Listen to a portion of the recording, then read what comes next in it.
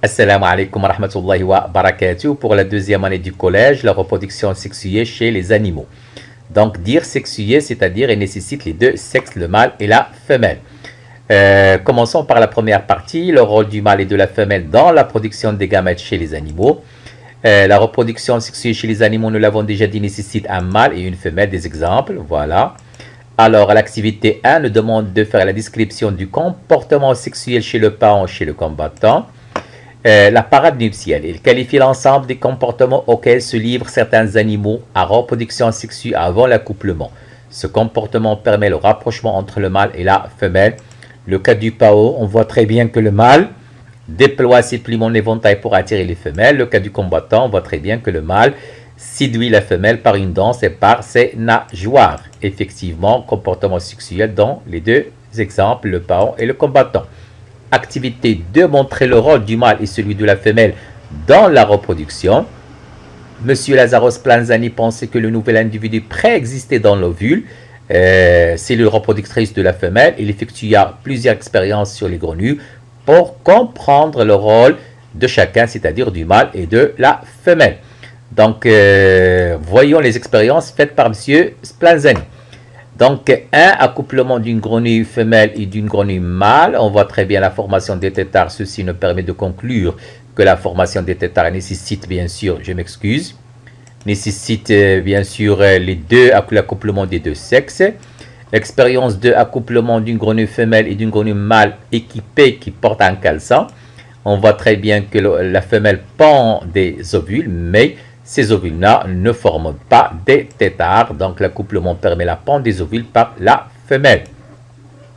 Expérience 3, liquide contenu dans le caleçon d'un mâle ayant essayé de s'accoupler, bien sûr, c'est ce qu'on appelle le sperme. On arrose ce sperme sur des ovules, bien sûr, libérés par la femelle. Dans ce cas-là, on obtient des têtards. Ceci nous permet de conclure que la formation des têtards nécessite le contact entre le liquide émis par le mâle, c'est le sperme, et les ovules, bien sûr, de la femelle.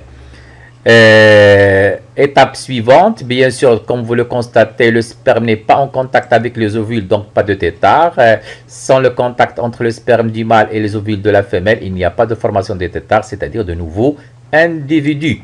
Alors que si on mélange les deux, bien sûr, on obtient formation de tétard. Ceci, bien sûr, nous permet d'affirmer, bien sûr, que le contact direct entre les spermatozoïdes, gamètes mâles et les ovules gamètes femelles constitue ce qu'on appelle la fécondation qui aboutit à la formation des têtards. Étape suivante, on prend le sperme, on filtre bien sûr le sperme, on ajoute le liquide filtré sur les ovules, comme vous le constatez, donc pas de tétard, mais bien sûr quand on utilise dans ce cas-là, bien sûr les spermatozoïdes, le contenu des filtres, avec les ovules, on obtient bien sûr dans ce cas-là les formations des têtards.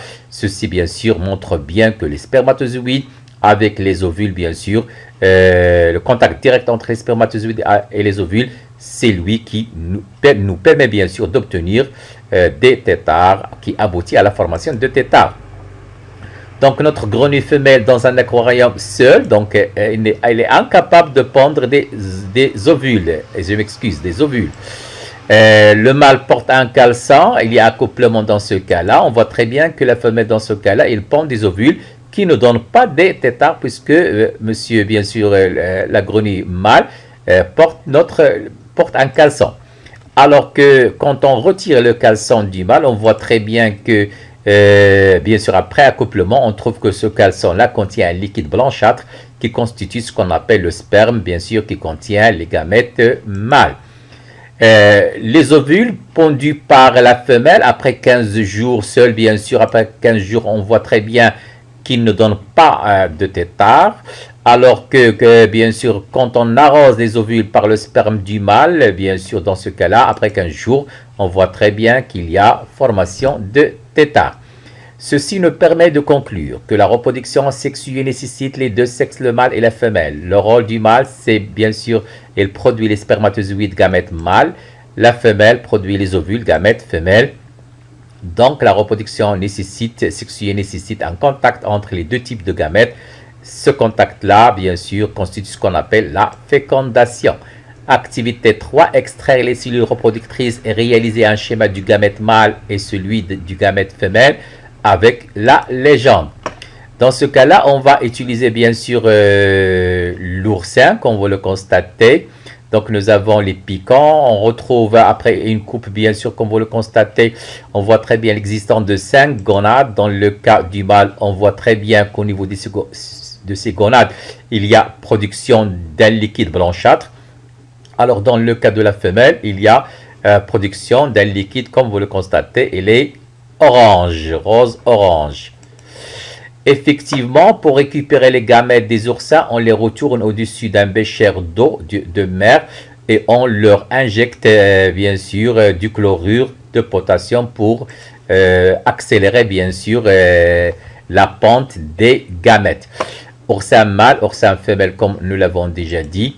On voit très bien qu'il y a production d'un liquide blanchâtre, ce sont les spermatozoïdes. En orange, ce sont les ovules. L'observation microscopique des liquides émis par les oursins. Pour le cas du mâle, on voit très bien des spermatozoïdes. Pour le cas de la femelle, on voit très bien des ovules. Bien sûr, comme vous le constatez, l'échelle, pour le cas des spermatozoïdes, ils sont très petits, alors que pour le cas de l'ovule, 0,04 mm. Donc, la taille de l'ovule, elle est plus... les ovules, ils ont une taille plus grande que celle des spermatozoïdes. Notre spermatozoïde, le schéma du spermatozoïde, comme vous le constatez, il est formé de la tête, d'une pièce intermédiaire d'une flagelle. On voit très bien au niveau de la tête la présence d'un noyau, bien sûr, et le flagelle, il constitue bien sûr, il permet au spermatozoïde il donne au spermatozoïde une mobilité. Alors que pour le cas de l'ovule, le gamète femelle, on voit très bien une membrane, bien sûr. À l'intérieur, on voit très bien la présence d'un noyau et du cytoplasme. Donc, la comparaison entre spermatozoïdes et ovules, les caractéristiques de chaque type, on voit très bien que pour le milieu de vie, les deux gamètes mâles de l'oursin, gamètes femelles de l'oursin aquatique, la taille 5 micromètres. Pour le cas du spermatozoïde, pour le cas de l'ovule, 100 micromètres, donc une taille plus grande, je l'ai déjà dit. La forme tête effilée avec flagelle, alors que pour le cas de l'ovule, il est ronde. Mobilité pour le cas du spermatozoïde, alors que l'ovule, il est immobile. Activité 4, déterminer l'appareil reproducteur de la chèvre et celui du bouc, retrouver les organes responsables de la production des gamètes. Alors pour le cas bien sûr du bouc, on voit très bien qu'il est constitué des testicules, ce sont les organes qui produisent les spermatozoïdes, comme vous le constatez.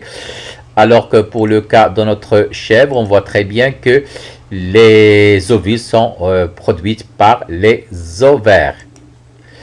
L'organe responsable de la production des gamètes, comme nous l'avons déjà dit, les testicules, glandes sexuelles qui produisent bien sûr les spermatozoïdes. Pour la chèvre, les ovaires, glandes sexuelles qui produisent bien sûr les ovules.